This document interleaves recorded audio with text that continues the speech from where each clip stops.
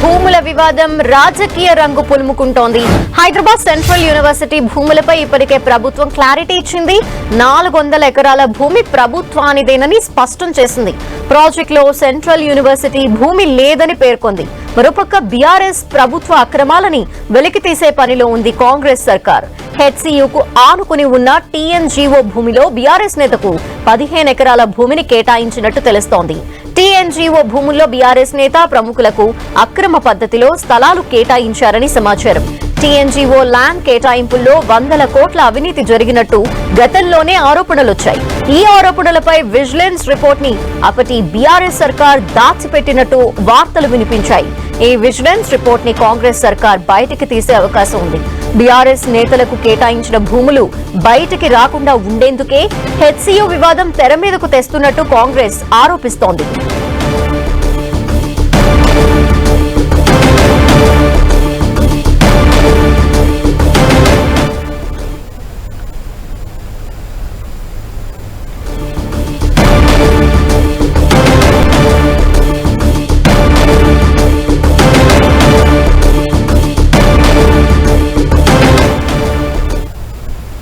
ఈ అంశంపై ప్రతిపక్షాలు కూడా ధీటుగా స్పందిస్తున్నాయి. బీజేపీ, బీఆర్ఎస్ హెచ్సీయూ భూముల అంశాన్ని సీరియస్ గా తీసుకున్నాయి.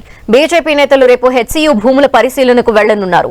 వేలం ప్రక్రియ ఆపాలని విద్యార్థులు ఆందోళన కొనసాగుతోంది. వారికి మద్దతుగా నిలుస్తామంటున్నారు బీజేపీ నేతలు. తెలంగాణ సర్కార్ కి బీజేపీ ఎంపీ ఈటల వార్నింగ్ ఇచ్చారు. హైదరాబాద్ సెంట్రల్ యూనివర్సిటీ రాష్ట్రానికే తలమానికమన్న ఈటల హెచ్సీయూ భూముల వేల నిర్ణయాన్ని వెనక్కి తీసుకోవాలని ప్రభుత్వాన్ని హెచ్చరించారు.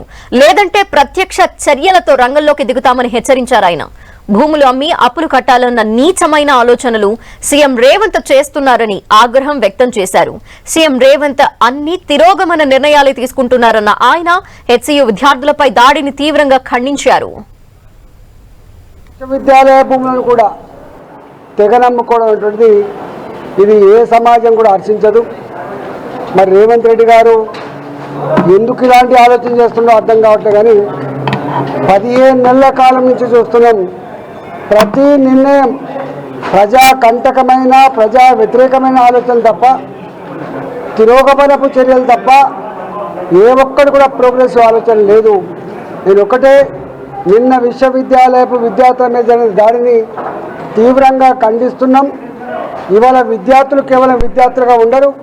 తప్పకుండా మేమందరం కూడా రేపు వారికి సంఘీభావం చెప్పడమే కాకుండా అవసరమైతే ప్రత్యక్ష చర్యకు పూనుకుంటామని చెప్పి ప్రభుత్వాన్ని హెచ్చరిస్తా ఉన్నాం. హెచ్సీయూ విద్యార్థులపై దాడిని ఖండించారు కేంద్ర మంత్రి బండి సంజయ్. రాత్రికి రాత్రే జేసీబీలతో వెళ్లి అక్కడ చెట్లని తొలగించారని ఆరోపించారు. దాన్ని అడ్డుకున్న విద్యార్థులపై దాడులు చేయటం సిగ్గుచేటన్నారు. హెచ్సీయూ భూములు అమ్మకపోతే ప్రభుత్వానికి నెల గడిచేదెలా అంటూ కేంద్ర మంత్రి బండి సంజయ్ ఆగ్రహం వ్యక్తం చేశారు. అమ్మకుంటే తెలంగాణ రాష్ట్రాన్ని పాలించే స్థితిలో కాంగ్రెస్ ప్రభుత్వం లేదు. ఈ నెల గడవాలంటే హెచ్సీయూ భూములు అమ్మాలి, 1000 కోట్లు సంపాదించాలి, 50,000 కోట్ల దాకా సంపాదించుకోవాలి.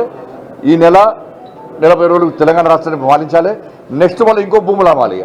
అంటే రాబోయే తరాలకు ఒక గజం జాగ కూడా ఉంచే పరిస్థితిలో కాంగ్రెస్ పార్టీ ప్రభుత్వం లేదు. గజం జాగ ఉండేది రాబోయే తరాలకు అన్నమేస్తారు. ఇక మరి ఏవీవీపీ కార్యకర్తలను అడ్డుకుంటే, ఆందోళన చేస్తే రాత్రి ఎత్తుకపోయారు, పోలీస్ స్టేషన్ లోపల కొట్టారు. ఏవీవీపీ కార్యకర్తలు 3గురిని పోలీస్ స్టేషన్ లోపల కొట్టారు. ఒక కార్యకర్తను రాత్రి కూడా వదిలిపెట్టలే. అర్ధరాత్రి కొంతమంది వదిలిపెట్టారు, ఇంకో 2 కార్యకర్తలు రాత్రి కూడా వదిలిపెట్టలే. ఇంత ఘోరమైన అరాచకమా? బీఆర్ఎస్ పార్టీ కంటే ఎక్కువ అరాచకం ఈ కాంగ్రెస్ పార్టీలో.